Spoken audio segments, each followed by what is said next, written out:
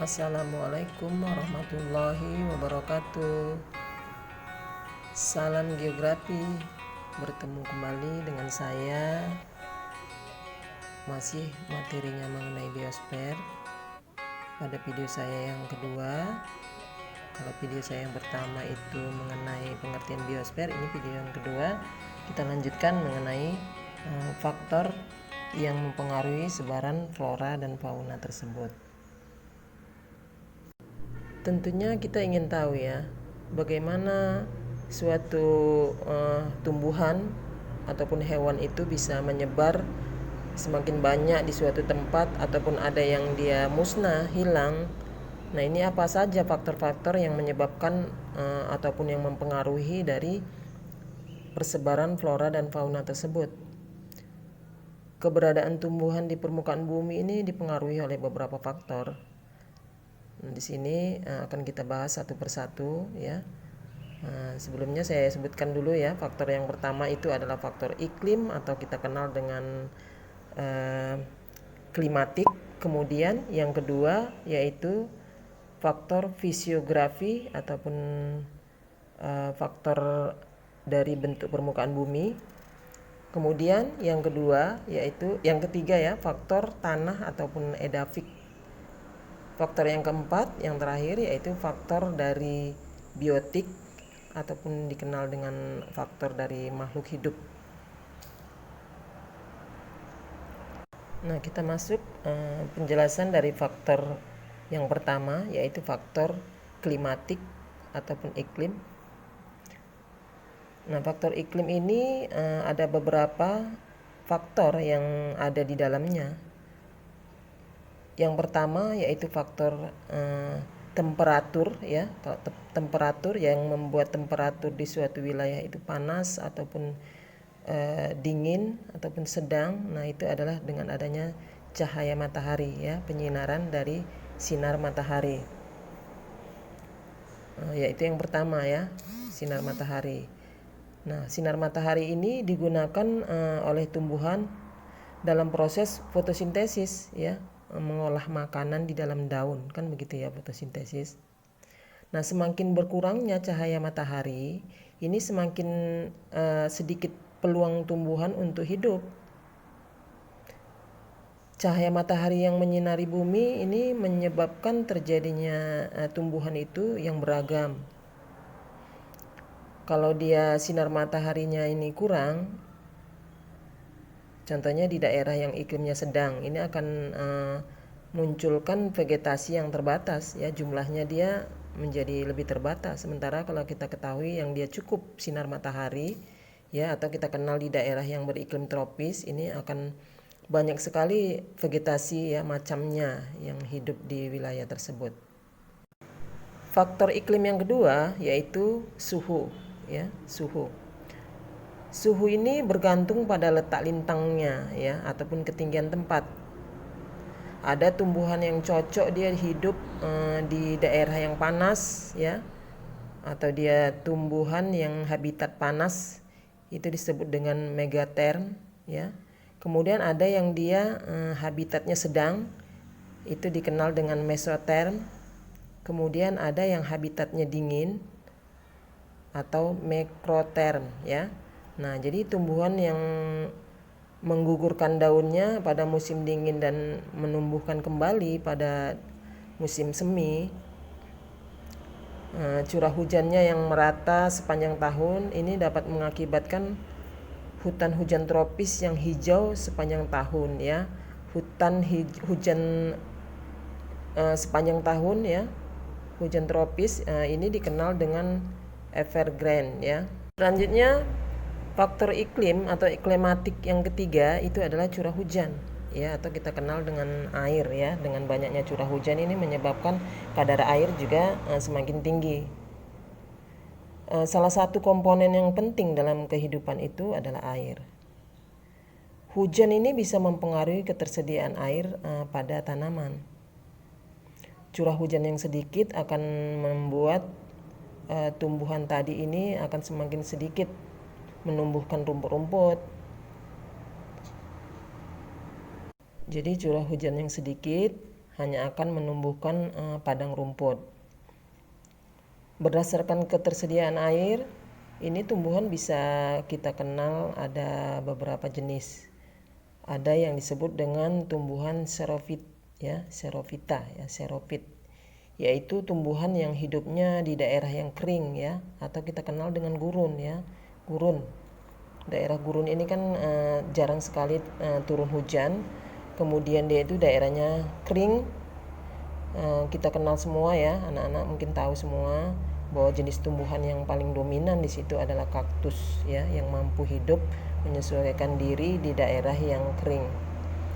Kemudian ada tumbuhan yang jenisnya mesophyt ya, mesophyt. Mesophyt ini adalah jenis tumbuhan yang dia hidupnya pada daerah yang memiliki ketersediaan air yang cukup ya. Jadi mesophyt ini memiliki batang kaku biasanya, kemudian kokoh, bebas bercabang dan memiliki serat, memiliki banyak bentuk daun. Ini daunnya relatif besar dan berwarna hijau. Biasanya itu jenis tumbuhan yang dia tumbuhan perkebunan ya, ataupun rerumputan. Ya, tumbuhan perkebunan contohnya jagung, gandum, kemudian bunga mawar, bunga tulip, bunga lili, dan jenis tumbuhan palem ya. Nah, itu adalah contoh-contoh dari jenis tumbuhan mesophyt. Kemudian ada jenis tumbuhan hidrofit ya, hidrofita, yaitu jenis tumbuhan yang hidup pada daerah yang memiliki banyak kandungan air ya. Ini biasanya airnya air tawar, bukan air asin ya, air tawar. Jenis tumbuhan yang hidup di kolam contohnya, atau di sungai ya, contohnya itu adalah enceng gondok, apalagi kalau kamu tahu. Iya, teratai ya, bunga teratai ya, jenis tumbuhan air lah dia yang banyak memerlukan air, harus hidup dia di daerah air. Nah, kemudian ada lagi tropofit ya. Tropofit ini adalah jenis tumbuhan yang dapat beradaptasi terhadap iklim setempat. Nah, tumbuhan yang hidup di lingkungan yang mengalami pergantian antara basah dan kering dengan cara menggugurkan daunnya pada musim kemarau. Contohnya apa anak-anak? Ya, contohnya itu adalah pohon jati, cemara, kemudian apalagi pohon randu, kemudian pohon kapuk ya, kapuk. Pohon kapuk udah jarang ini ada. Nah, selanjutnya yang keempat yaitu angin ya. Angin ini berpengaruh pada tanah, misalnya mengeringkan ataupun melembabkan kadar tanah di permukaan bumi. Jadi angin ini sebagai alat transportasi untuk memindahkan uap air lah kita katakan. Selanjutnya yang kelima yaitu kelembapan ya, kelembapan sangat terkait dengan kelembapan tumbuhan yang berpengaruh pada transpirasi tumbuhan. Jadi berhubungan dengan jumlah uap air yang ada di udara. Itulah tadi faktor iklim ya, faktor iklim. Jadi faktor iklim itu dia terdiri dari temperatur ataupun cahaya matahari, kemudian yang kedua suhu, kemudian air ataupun curah hujan, angin, dan kelembapan. Kita masuk yang kedua, faktor yang mempengaruhi dari persebaran flora dan fauna, yaitu faktor fisiografi. Faktor fisiografi ini adalah bentuk permukaan bumi. Nah, kita ketahui bentuk permukaan bumi itu kan beragam ya, seperti ada pegunungan, kemudian ada hambatan, menjadi hambatan untuk menyebar tumbuhan selain daripada ketinggian ya, juga kemiringan lereng. Jadi lereng yang membelakangi sinar matahari ini tumbuhannya akan terhambat dibandingkan dengan kondisi sebaliknya. Faktor yang ketiga ya, selanjutnya faktor yang ketiga yaitu faktor edafik ataupun faktor tanah. Jenis tanah yang berbeda akan mempengaruhi jenis tumbuhan yang hidup pada permukaan lahan tersebut.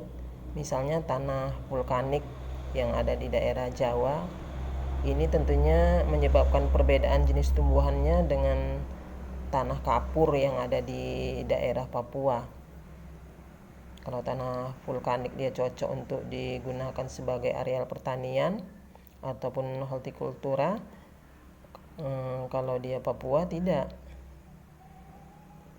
Selain itu ya, selain daripada jenis tanah, ini juga kita harus tahu tekstur dari tanah tersebut. Tekstur tanah ini dia berupa besar kecilnya butiran yang berhubungan dengan air mineral yang ada di dalam tanah. Jadi tekstur tanahnya itu seperti apa. Kemudian struktur tanahnya ya, susunan dari batuan apakah renggang ataukah padat ya, rapat. Nah, itu juga berpengaruh. Kemudian kadar udaranya di tanah tersebut ya, ada kadar udaranya juga. Kemudian kadar airnya ya, kelembapan kadar airnya tanah tadi seperti apa. Kemudian suhu tanahnya bagaimana. Selanjutnya kadar kimia yang ada di dalam tanah tersebut. Nah, unsur-unsur biologi tanah ya. Nah, itu juga berpengaruh terhadap untuk berkembang ataupun mempengaruhi hambatan ataupun berkembangnya suatu tumbuhan ataupun hewan. Selanjutnya masuk yang keempat yaitu faktor makhluk hidup ya atau biotik. Nah, faktor biotik ini dia terdiri dari 3 bagian sebenarnya ya, yaitu tumbuhan, binatang, dan manusia. Nah, kalau tumbuhan yang memiliki daya adaptasi kuat ini akan menghambat yang lebih lemah sehingga mendominasi pada suatu wilayah tertentu. Nah, kalau dia hewan contohnya misalnya cacing ya. Cacing ini dapat menyuburkan tanah sehingga mempengaruhi jenis tanaman pada permukaan bumi. Selain dia membantu penyerbukan juga hewan ya, bisa membantu proses penyerbukan. Jadi bisa membantu ya untuk hidup dari jenis tumbuh-tumbuhan. Kemudian manusia ini terkadang berperilaku tidak baik. Dia tidak menjaga lingkungan alam. Manusia ada yang merusak tanaman. Kemudian ada juga yang dia